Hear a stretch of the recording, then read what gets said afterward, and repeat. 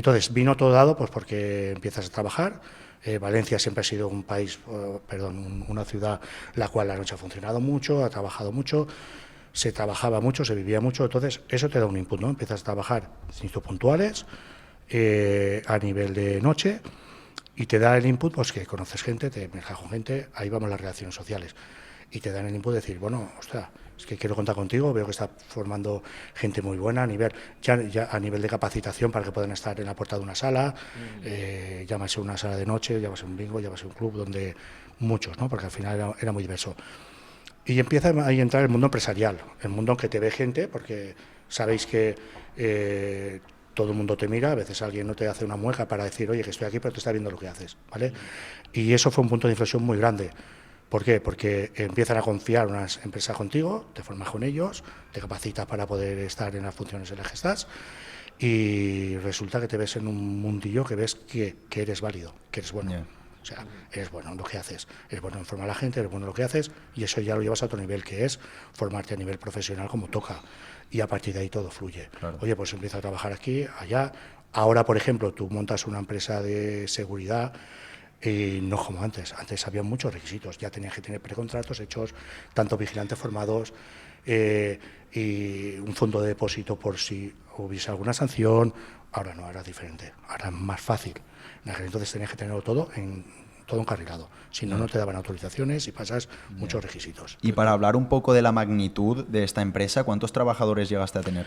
Variaba, empezamos con muy poquitos, porque me acuerdo que yo dejé de llevar otra empresa, que por eso lo dejé, por unas circunstancias que pasaron, y arrancamos. Tuve unos empresarios muy fuertes que me dijeron, te apoyamos, tíralo para adelante, y así fue. Y te puedo decir que el exponencial fue de crecer, empezar con 25, 30 personas, 40, 50, 60, y llegar meses en lo de tener más de 300 trabajadores. Ostras. Compañeros, digamos.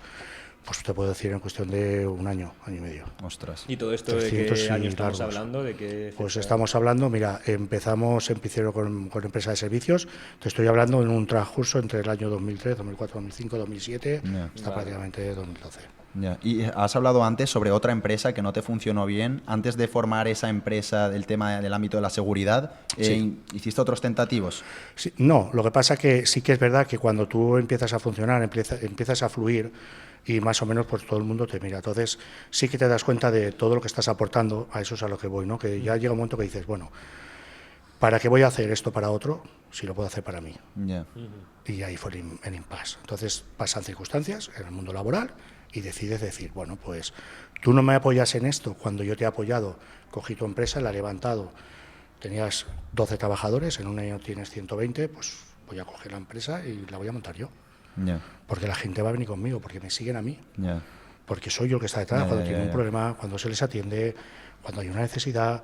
Estabas trabajando en otra empresa Claro, entonces. entonces Claro. yo llevaba otra Ya, ya, ya. empresa. Tuve 2 años llevando otra empresa. Me llamaron para que llevara la empresa creció. Sí. O sea, en un año esa Ya. empresa, ¿vale? Creció de tener 12 trabajadores a plantilla a tener más de 140 o 150. Ya. Y no eras el dueño. No era el dueño. Por Yo eso ya me decidiste capacité montar- para jefe de servicios, y ahí Claro. ya estaba como jefe de servicios. Ya. ¿Vale?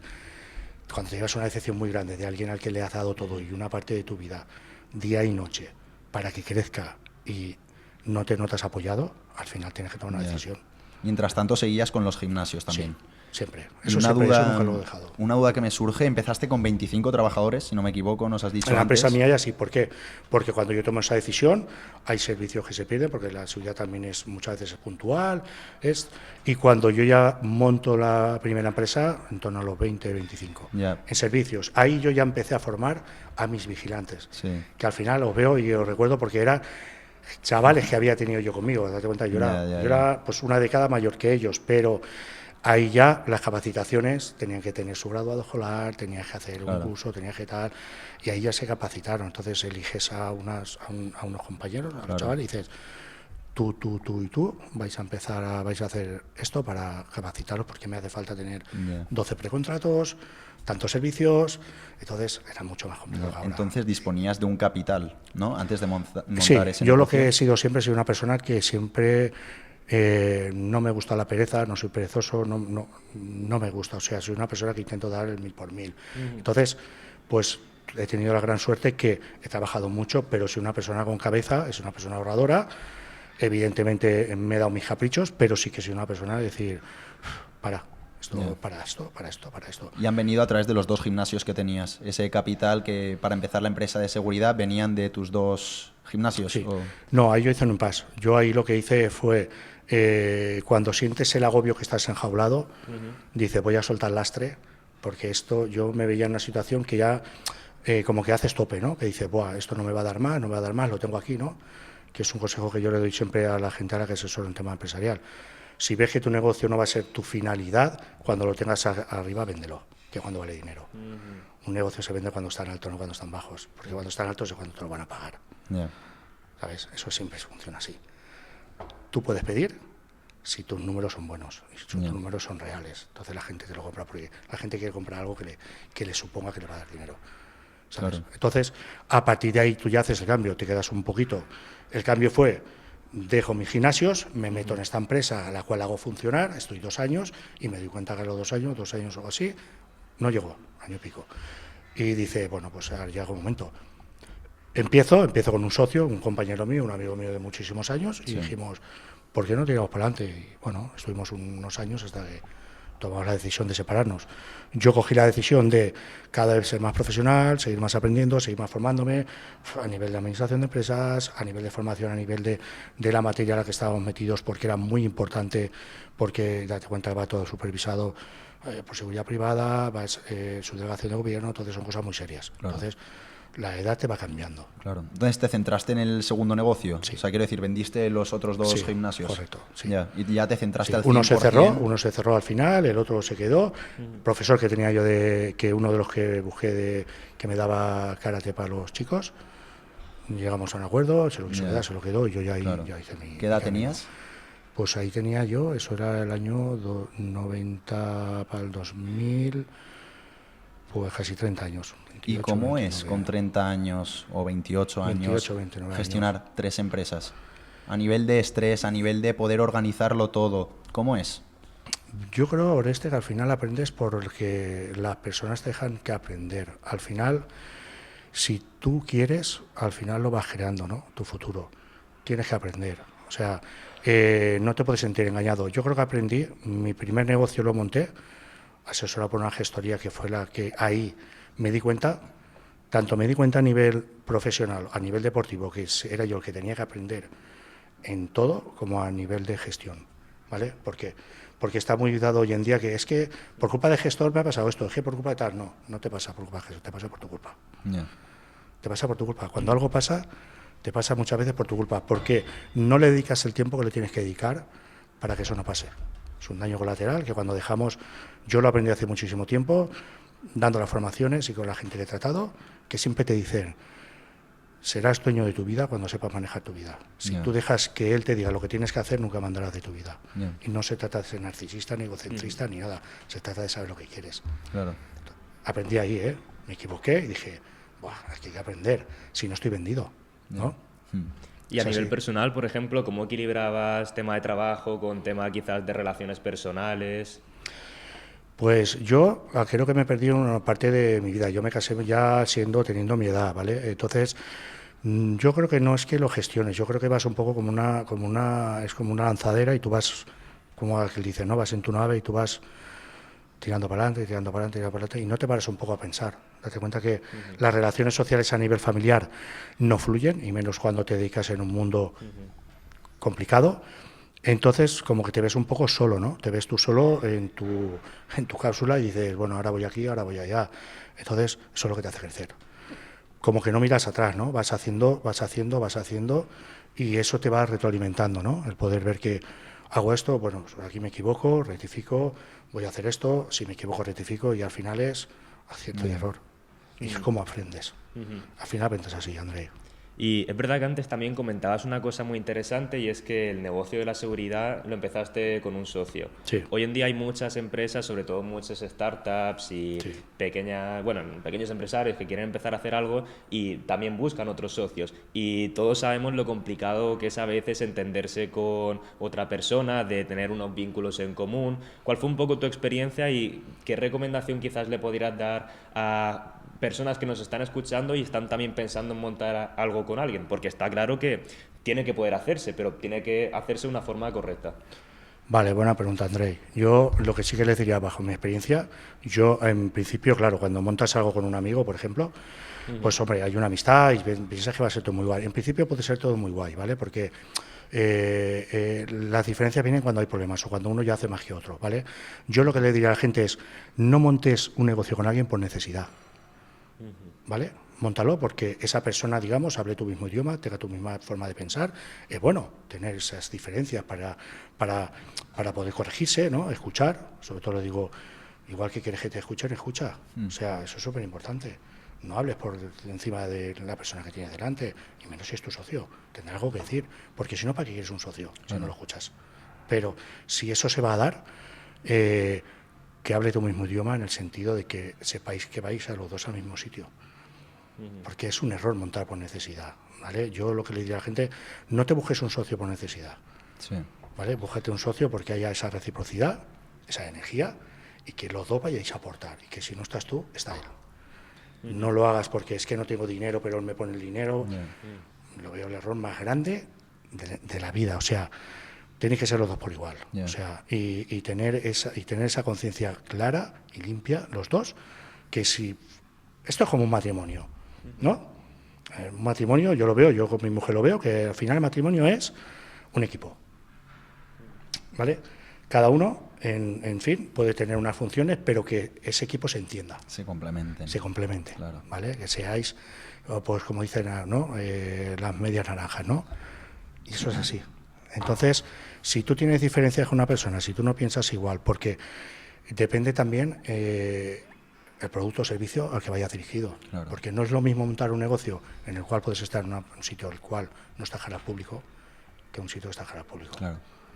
Luego, algo que me interesa mucho también, en una entrevista, porque a todo esto Manuel también es podcaster. Bueno, no, yo no, pero a mí me han lanzado, ¿eh? A mí me dices hace un año, vas a tener que hacer esto, digo, hombre, siempre me reinvento, pero sí. No te hubiera dicho, vamos, no me lo creo, pero bueno, al final y en la va saliendo. En la entrevista que te hicieron, algo que me llamó mucho la atención, que hablaste sobre el liderazgo. Y a mí me parece algo muy interesante porque, sobre todo, gestionando una empresa de 300 trabajadores, hay que tener algo de liderazgo. Entonces, yo quería saber tu opinión, Manuel, porque mucha gente dice que se nace siendo un líder, otra gente dice que se hace. ¿Tú naciste ya con ese afán o esa facilidad a la hora de gestionar una empresa o de liderar o de trazar un rumbo, o lo has ido trabajando con el tiempo? Yo, mi opinión, bajo mi experiencia, ahora es que eso se trabaja. ¿Vale? Eso se trabaja. ¿Por qué? Porque no tenemos las herramientas necesarias. No nacemos nosotros como diciendo, he nacido, van a apretar un botón y ya está aquí. Claro. Está Manuel, está está Andrei, ya estoy aquí, sé un montón, sé de todo, pregúntame lo que quieras, que estoy aquí y voy a saber gestionar. No. Te formas, vas aprendiendo y te vas dando cuenta de que cuando más te formas es cuando más escuchas a los demás. Claro. O sea, es una manera de que te vas retroalimentando. O sea, tú tienes a lo mejor, ves que puedes tener unas capacitaciones, oye, o ves que la gente te escucha cuando hablas, eso es súper importante, que tengas esa gran energía de que le hablas a la gente y hay ese feedback, ¿no? Sí, entonces, es recíproco. Es recíproco. Claro. Ahí es cuando empieza, ¿no? Cuando empiezas tú a darte cuenta de decir, oye, si la gente me escucha, a veces mi mujer me dice, te tenías que haber metido a político. Digo, yo no político no hago, político, pero sí, yo siempre pienso que todo se trabaja. Claro. Yo también pienso como tú, un poco como Watson, un psicólogo ya del siglo pasado, me parece, que es uno de los padres del conductismo, que él básicamente lo que decía es, dadme una docena de niños y yo haré de ellos que sean abogados, que sean médicos y hombre de negocio, e incluso que sea un ladrón o un mendigo. Es decir, él lo que realmente le daba importancia es al aprendizaje y a la experiencia. Entonces, Manuel, como suponía que ibas a decir que un líder se hace, ¿cómo se puede hacer un líder? ¿Cómo lo has ido trabajando? ¿Qué consejos puedes dar a esa gente que a lo mejor quiere montar un negocio y sea a lo mejor algo más tímida, no sepa coger las riendas de lo que esté montando? ¿Qué consejos darías tú? Pues mira, has dicho una cosa que yo, mi opinión, yo siempre te diría que creo más en que una persona tímida se haga líder que una persona egocentrista y narcisista y altiva. 100%. ¿Por qué? Porque lo más importante en esta vida es tener humildad. Sí. ¿Vale? Entonces, si tú desde tu humildad aprendes y tú cuando dices o explicas o intentas hacer ver a alguien, ¿no?, el camino que estás tomando, por qué lo tomas y para qué lo tomas, creo que es lo más importante, ¿no? Sí. Creo que en una charla que tuve, ya lo dije, no lo mismo ser un líder que su jefe, no tiene nada que ver. Y creo que el papel del líder, creo que no lo tienes tú ya, te lo va dando la gente. Claro. La gente que cree en ti. Porque es la gente la que te ve lo que vas haciendo, si le gusta, si no le gusta, si opina como tú, si no opina como tú. Que siempre es bueno no opinar como tú, porque ahí está lo bonito de la vida, ¿no? Uh-huh. Y la libertad de expresión, que cada uno que la tengamos, ¿no? Para saber escucharme, yo escucharte a ti, a Oreste, escuchar a Andrei, y sobre todo tenerle respeto, ¿no?, en lo que él valora, para lo que él es para en la vida. Y yo lo veo ahí. Yo pienso que si tú desde el primer momento te centras en que tienes que ser o dar algo para que el que lo quiera coger lo pueda aprovechar, sí. valor a la vida, ¿no? Y yo siempre digo a todo el mundo, si quieres saber cómo es alguien, dale poder, ¿vale? El poder sí. es lo peor de todo, ¿vale? Cuando una persona tiene poder, sabes de verdad cómo es, si es una persona noble, si es buena persona. Sí. Yo creo que la mayoría de los líderes, la mayoría son porque han sido gente que ha sido con todo el entorno muy gratificante, gente que ha ayudado a su entorno, personas de personas, sí. y que generan ese bienestar, ¿no? Y al final el que siga un líder muchas veces no lo sigue porque por una definición, lo sigue por quién es o por cómo es. Estoy de acuerdo contigo. El otro día escuché algo que la verdad tiene todo el sentido del mundo y creo que era en la radio, porque a veces por la noche escucho un poco la radio y decían, no, es que los políticos cambian a las personas. Y uno dijo, no. Los políticos no cambian, la política no cambia a las personas. La política realmente te hace ver cómo es una persona de verdad. Cuando le das poder a esa persona, sí. realmente puedes ver cómo se va a comportar esa persona o cómo es con los demás. Entonces, Manuel, recapitulando un poco, la principal clave para ser un líder sería humildad e ir aprendiendo por el camino. Sí, totalmente. Vale. Totalmente. Formarte, vale. Aprender, saber comunicar. Al final todo es formación, al final todo es tener la capacitación y sobre todo, si no sabes algo, o yo siempre digo a todo el mundo, no hables por hablar, cállate, escucha sí. y sé vulnerable. O sea, vamos a ver, yo tengo un equipo de gente muy joven que estoy encantado con todos, pues son de vuestra edad, un poquito más mayores, todos con estudios y gente muy válida y me gusta escucharlos a vosotros porque facilidad de palabra, estudiáis de otra manera, tenéis otro concepto de la vida. Y eso también es muy bueno el saber tenerlo, ¿no? Porque ¿cómo me pongo yo a hablarle a Oreste si no sé cómo es Oreste? Claro. Si yo nunca te he escuchado, ¿cómo me pongo a hablarle a Andrei si no sé cómo es Andrei? Yeah. Seguramente no me va a escuchar, porque seguramente le voy a contar algo que a él ni le interesa, ¿no? Como está de moda ahora, cuenta algo con historia, ¿no? El storytelling, ¿no? Todo hay que contar con una historia, ¿no? Igual me pongo a hablarte y tú dices, ¿qué me estás contando? Claro. Pero si eso a mí no me interesa. 100%. Sí. ¿Vale? Entonces, creo que al final es un feedback y ese feedback es el que conozcas y cuando tú miras a alguien a los ojos intentes conectar con esa persona. Sí. Y se nota realmente cuando estás... Se nota, sí. Eso es para mí la madre de todo. Y Manuel, entonces, volviendo a la empresa de seguridad, estamos ya con alrededor de 300 empleados, hemos pasado de unos 20 a unos 300, es un cambio muy grande. Esto a mí me ha recordado una entrevista que vi no hace mucho de la empresa de Globo, imagino que sabes cuál es, sí, con la que nos pedimos McDonald's o lo que sea. Correcto, sí. Y ellos decían en una entrevista con Nude Project una cosa que me llamó mucho la atención, y es que el momento para ellos más bonito era, por ejemplo, por debajo más o menos de los 100 empleados, porque entonces podían conocer a todos y a cada uno de ellos, que llegaba a un punto en el que la empresa era tan grande que uno perdía un poco esa sintonía con los empleados porque no puedes estar al tanto de todos, tienes que delegar más y no los conoces tanto en profundidad. No sé si a ti esto te pasó también.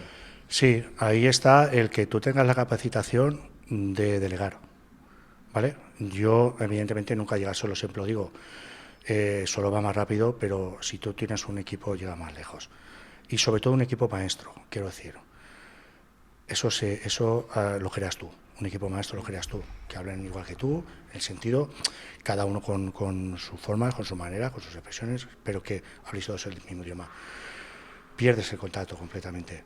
Pero si tú mantienes puntualmente unas reuniones con todo, o casi todo, ¿no? Porque nunca se puede, ¿no? Por necesidad de trabajo, pero un 40, un 50, un 60% de los compañeros, pues siempre es el compañero, porque son gente que... yo estoy en esta posición y yo estoy vendiendo un servicio, un producto, y mi trabajo es gestionarlo y saber decirle al que me lo tiene que vender, cómo lo tiene que vender y hacia dónde vamos, pero sobre todo el que está por debajo, que el que está ahí sufriendo, el que está trabajando, tiene que sentirse arropado, ¿no? Entonces, formas un equipo maestro. Andrei, lo que tienes que hacer es decir, ¿quién de estos creo que son los mejores? ¿Vale? Y ahí ya vemos, hace poquito estuve en una conferencia que me encantó, la verdad, vino gente muy importante y a nivel de internacional, y siempre aprendes muchas cosas, ¿no? Y yo una cosa que, pese a todo, no había aprendido es que las personas todos tenemos unos colores. Hay personas rojas, verdes, amarillas y azules. Y no me refiero a la política, ¿vale? Sino que uno un poco está más encajetado al que es más un contable, al que es más un tío de recursos humanos, al que es más un tío de marketing, ¿no? Más introvertido, más divertido, más el que busca, al que es un rompefuego, ¿no? El que te va a vender el producto, el que se tira a la calle, el que tal. Y eso es lo que tú tienes que aprender a diferenciar y hacer un equipo maestro. Y a la hora de contratar a una persona, ¿en qué te fijas o en qué te basas para contratar a esa persona? ¿Hoy por hoy o anteriormente? Ambas. Mira, anteriormente se trabajaba de una manera. Yo hoy por hoy, por ejemplo, nosotros hemos tenido poco cambio de personal, porque, bueno, Oreste me conoce más tiempo, Andrei, no tengo gusto de conocerte antes, ¿vale? Pero antiguamente era diferente, porque al final te das cuenta que si tú quieres generar y que tu empresa, todo el mundo que va a disfrutar de tu producto, de tu servicio, lo acoja con valor y con cariño, la persona que tú cojas tiene que ser así. Entonces, no sabe más siempre qué más titulitis tiene, ¿vale? Entonces yo siempre lo digo, actitud y actitud. La actitud multiplica. Pasión y actitud. Evidentemente tiene que haber una formación, porque evidentemente si te tienes que ejercer unas funciones, tienes que saber lo que tienes que hacer, ¿vale? Tanto aquí, a nivel deportivo, a nivel de gestión. Pero yo creo que está muy... tú haces una reflexión, ¿no? Hoy en día falta gente profesional, en general, ¿no? En casi todos los trabajos. ¿Quién está en el paro? ¿Quién está en el paro? Yo creo que la gente que está en el paro es la gente que realmente está mal generalizar, pero que no le gusta lo que hace porque no le mete empeño y no tiene esas ganas, esa rabia de querer aprender, de querer formarse. Entonces, con esto quiero decir, ¿para qué quieres que te den un listado? Infojobs, muchos sitios que buscamos, gente que no tiene, puede ser puntual, que una persona esté, pero tranquilo, que el que está una semana seguramente se sale, porque eso a lo mejor se puede dar el caso, que haya gente que a lo mejor está porque tiene mucha capacitación y lo que le ha venido no es acorde a su capacitación, entonces se valora y dice, no, hasta que yo no tenga algo que es lo mío, no voy a entrar, que eso es otro tema, porque yo a veces tengo discusiones en eso de, es que yo soy... No sé, soy albañil, no, es que yo me dedico a recursos humanos, es que yo me dedico a no sé, cualquier empleo, ¿no? El que tú quieras jugar. ¿Te dedicas? ¿Por qué? Pero vamos a ver, si tienes una vida por delante. ¿Te has formado en esto ya? Sí. Que sea lo que te dedicas, te puedes dedicar a lo que tú quieras. Entonces, yo siempre digo, actitud. O sea, entra una persona por la puerta con actitud, la ves bien, te da buenas vibraciones, la ves buena persona, la ves, pues la puedes capacitar. Claro. Puede aprender. Claro. Lo más bonito es que aprenda, a lo mejor que aprenda contigo. Y sabes que muchas veces yo se lo digo a los chicos que tengo conmigo. Sabes que has estado tiempo con nosotros y yo aquí son todos gente que está preparada, gente que está formada a todos los niveles. Pero yo lo que les digo, escucha, que no te van a contratar porque aquí ponga todas las titulaciones que tienen. Evidentemente tienes que tener una formación para esto, pero te van a contratar por la energía que tú tengas. Sí, y me cuadra mucho lo que dices, porque el cuatrimestre anterior yo estudié psicología médica en medicina y nos pusieron un cuadro en clase que se veía perfectamente y era el aprendizaje, ¿no? ¿Cómo aprendemos más? Y había 3 líneas. El aprendizaje normal, o sea, a lo mejor un examen que no tienes mucho interés, pero bueno, estás estudiando. Cuando tienes mucho interés y te ves apoyado, y al revés, cuando no tienes, la gente te está criticando o no tienes... A mí esto me llamó mucho la atención. El primero, como aprendías más, obviamente es cuando tenías ganas, tenías interés y tenías esa rabia, ¿no? Pasión, esa actitud, pasión por esa lo que vas a hacer y pasión claro. por ello. La segunda era justamente la opuesta. Era cuando te criticaban, no estabas a gusto, porque a lo mejor también te despierta dentro una especie de rabia o te remueve por dentro. Pero la diferencia era bastante grande, creo recordar. Entonces me cuadra mucho lo que dices de justamente que la actitud sea lo más importante, porque tal vez alguien que haya estudiado una titulación titulación, sí, puede tener esa titulación, pero si yo vengo con ganas y además me enseñas y estoy apoyado en un ambiente sano, voy a poder progresar mucho más y voy a poder encarrilarme mucho más en el futuro. Y entonces, también retomando un poco lo que estábamos hablando un poco sobre la empresa de seguridad, 300 trabajadores, pero hoy en día es esta tu empresa, es un gimnasio de lifestyle. ¿Cuál es el cambio? ¿Qué ocurre? ¿Por qué ya no estás con esa empresa? Pues porque al final acabas mermando muchas veces, porque España es un país de muchos altibajos. Cada década prácticamente hay una crisis. ¿Qué pasa? Que al final te das cuenta lo que es, muchas veces ya tienes que entrar en cosas farragosas, ¿no? Lo que es política, lo que es que manda cómo lo hace, cómo no lo hace. Muchas veces tú tienes una empresa y tienes que cumplir unos requisitos cuando trabajas para estamentos públicos que luego ellos no lo cumplen. Por ejemplo, no voy a decir nombres porque no se pueden decir nombres, pero no lo cumplen. Te piden unos requisitos para esta gente. Creo que estáis hartos de ver cuántas empresas a nivel... No es que ha dejado el servicio porque es que hace meses que no les pagan. Y seguramente ellos, yo tengo muy claro que están pagándole a su gente y están pagando seguros sociales porque te los exigen cada mes para gestionarte una factura. Y eso ha sido así durante muchos años. Entonces, es que España en muchas cosas, aquí parece que solamente se ve lo que a ciertas personas quieren ver, no lo que hay detrás de verdad.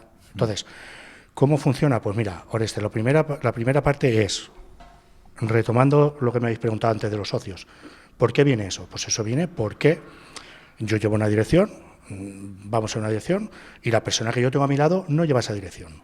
Entonces, cuando no lleva esa dirección, digo, para, aquí hay que estar, hay que remar, porque esto se está cogiendo la dimensión y tú no estás cumpliendo con tus funciones, no estás haciendo nada, al revés.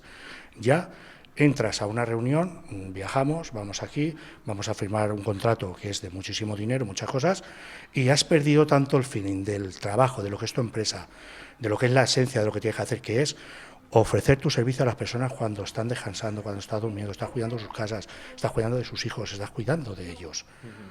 Tienes que confiar en ti. Y estás cogiendo un camino que no es el que toca a nivel personal y a nivel empresarial. Tienes que romper esa relación. Esa relación se rompe y cuando tú rompes una relación a nivel de separación de socios, hay partes buenas y partes no tan buenas. Muchas veces, por ejemplo, un consejo que os diría, si el día que tengáis una empresa, nunca metáis en vuestra empresa un familiar. ¿Vale? Al igual que se rompe la empresa, se rompe la familia, entiendo. Eso es, ¿vale? Cosas así. Entonces eso pasa, ¿vale? Se rompe la empresa, empieza una pequeña crisis 2008-2009, en las cuales tienes que dejar servicios por impagos, no te pagan. Eso hay que gestionarlo. Claro. Y eso te va llevando a tener que decir, bueno, me toca prescindir porque es que este servicio lo tengo que retirar, tengo que presentar la denuncia correspondiente, tengo que levantar acta, porque tienes que hacerlo así para luego poder reclamar, pero claro, ahí te quedas parte de plantilla que se queda fuera. ¿Dónde la pones? Si no tienes sitio, tienes que despedirla. Y eso va sumando. Claro. Al final sí que llega un momento que te ves en una situación que dices, bueno, tienes que tomar una decisión, y la decisión que tienes que tomar es la mejor. Por ejemplo, yo tomé una decisión que es las personas que estaban trabajando conmigo, servicios de los que se estaban funcionando, se cedieron a otras empresas y estas personas las dejé trabajando en otras empresas, pero llegó un punto en que tuve que cerrar. ¿Por qué? Porque vino primero una separación anterior, mi empresa la volví a reflotar yo solo, pero no puedes estar luchando, como digo yo, contra todos los elementos. Claro. Y si lo que más valioso, porque al final el dinero es dinero, pero es la moneda de cambio que hay. Al final esto es así. Entonces te descapitalizan. Llevas un momento que cuando trabajas con crédito de masas, cuando estás trabajando con personas, te descapitalizas. Tienes que pagar nóminas, tienes que pagar seguros sociales, y eso se paga. Claro. Si tú puedes mantener un impago de un cliente, puedes mantener un impago de otro cliente, pero no puedes mantener durante mucha prolongación esos impagos, porque eso al final te va a romper, eso te va a hacer mella, y eso es así. ¿Y llegó a quebrar la empresa? ¿La vendiste? Claro, sí, hubo que cerrar al final, pero por impagos. Ya. Se cerró por impagos. Mucho dinero. Y tú durante esa época, ¿cómo lo estabas viviendo a nivel personal? Imagino que tiene que ser bastante duro, porque antes sí que decíamos que el equilibrio se busca a través de prueba y error, pero esto, por hacer una analogía, es tirarse al océano sin saber nadar. Es un golpe... Claro, es un golpe, pero no porque... Lo bueno, Andrei, que yo siempre digo, si algo ocurre que no sea por tu culpa. ¿vale? En el sentido de que tú has hecho una gestión, esa gestión está bien hecha, ¿vale? Tú puedes aguantar.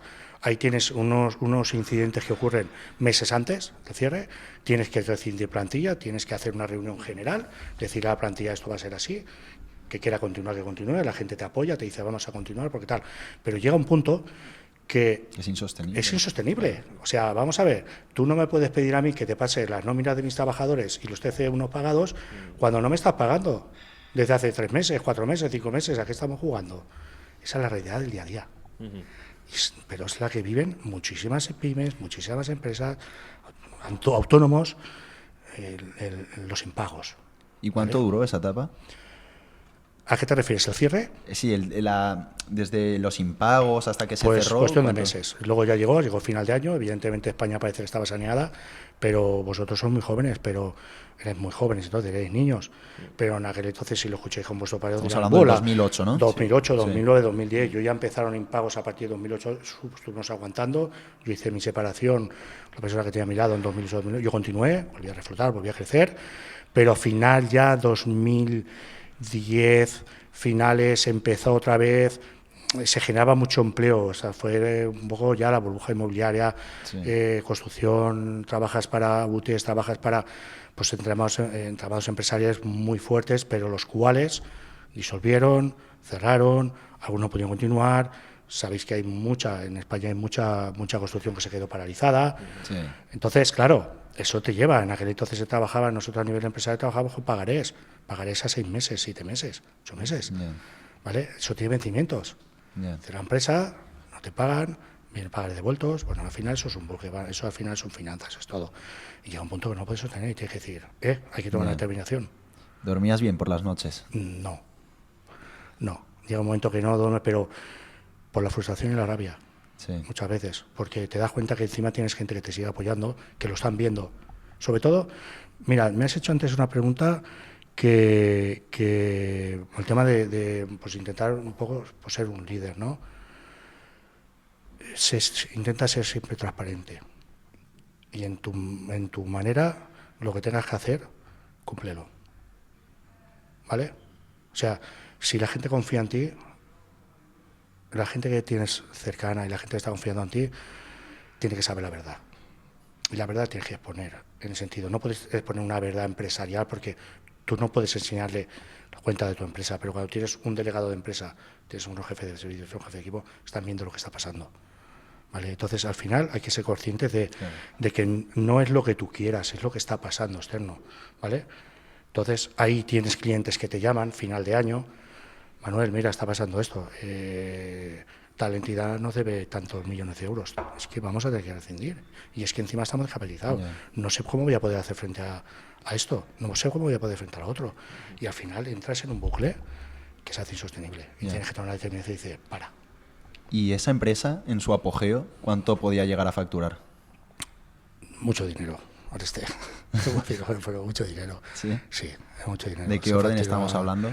Millones de euros. ¿Anuales, mensuales? Sí, anuales. Empiezas en menos, a nivel empresarial, claro. A nivel empresarial, hoy en día, y además es más, hay cotas aquí, ¿vale? A nivel bancario tienen cotas. Una empresa de factura hasta 100.000, la tienen aquí en un valor, claro. Te atiende una persona. Una empresa que factura hasta 500.000, te atiende otra persona. Y una persona que factura ya salta del 1.000.000 de euros, te atiende otra persona. Es otro mundo. Sí. O sea, sí. O sea, cuando tú pasas de estar facturando X a pasar el 1.000.000 de euros... ¿Y recuerdas el mejor año? Tuve bastantes, Tuve bastantes. La verdad es que en el transcurso lo vivimos bastante porque, oye, bien o mal creo que hacíamos muy bien las cosas, por eso crecimos, por eso la gente confió. Si no, la gente no confía en ti si tú no ves lo que hay. Y date cuenta que se generó suficiente pues para hacer un fondo, se generó suficiente y sobre todo se generó la confianza, ¿vale?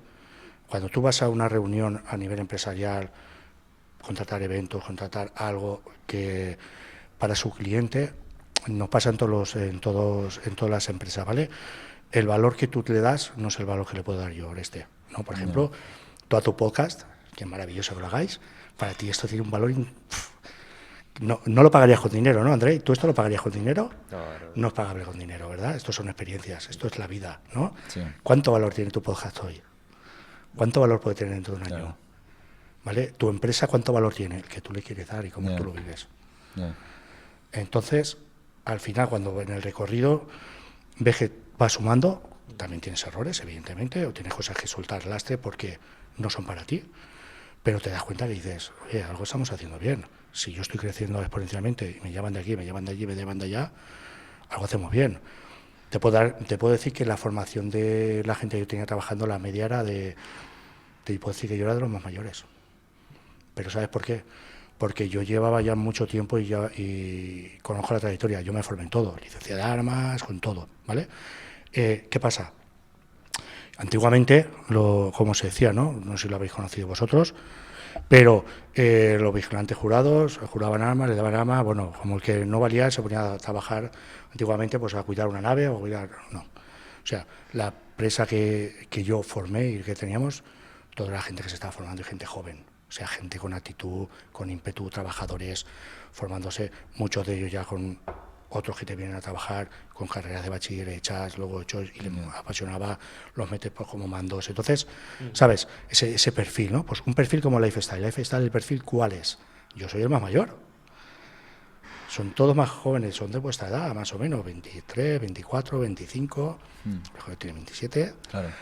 ¿Por qué? Porque ahí está el potencial, ¿no? Yeah. Yo no quiero el residuo de atrás. A lo mejor está mal dicho residuo, pero yo no quiero los malos hábitos. Yeah. Quiero un tío que cuando lo uniformo, cuando está en un sitio, que me aprenda, que sepa comportarse, que sepa dónde está la especificidad para estar a nivel general, en un aeropuerto, en unas instalaciones deportivas, en un centro comercial, cuando tenemos que ir a un tiro, cuando tiene que hacer un servicio con arma. Hay que capacitarse, porque muchas veces parece, yo sigo en las academias dando formación hoy por hoy, que uno de los motivos por los que monté este centro fue porque tenía detrás un referente que era, yo arrastraba desde mi empresa gente que en su día le hemos dado formación para las capacitaciones ahora hoy en día, y entonces, pues nuevos vigilantes, poner gente a la que le das pues eso, un poquito su capacitación para que, porque ahora no todos pasan el examen por Policía Nacional. Y lo que me llama mucho la atención es que en el momento en el que quiebra la empresa, sí, como que sabes otra vez resucitar, en el sentido de que no te conformas con eso y vuelves a buscar otro negocio. Yo quería saber cómo fue la época de la transición, en la época en la que a lo mejor se cierra un negocio, estás incluso mal, no sabes cómo gestionarlo a lo mejor, y te decides otra vez adentrarte en otro negocio. ¿Cómo fue esa transición? ¿Fueron años? ¿Fueron meses? Pues es una transición muy dura. Date cuenta que es una transición en la cual todos tus bienes, todas tus cosas, apoyas a la empresa también, que eso luego es una pelea que viene luego, ¿vale? Porque cuando tienes una empresa tan grande necesitas una financiación muy grande, necesitas muchas cosas detrás, y eso lo tienes que saber gestionar, eso luego hay que gestionarlo, ¿vale?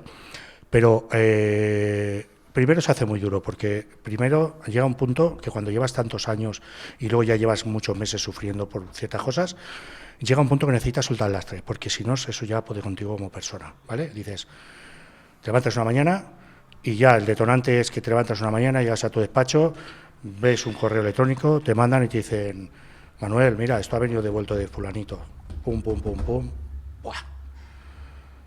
Enero del 2012, ¿vale? Y dices, vamos a ver, pues haces números y dices, nada, eso ya es insostenible, se acabó. ¿Por qué? Porque sí, se acabó, porque no se va a poder, esto ya no se va a poder llevar, ¿vale?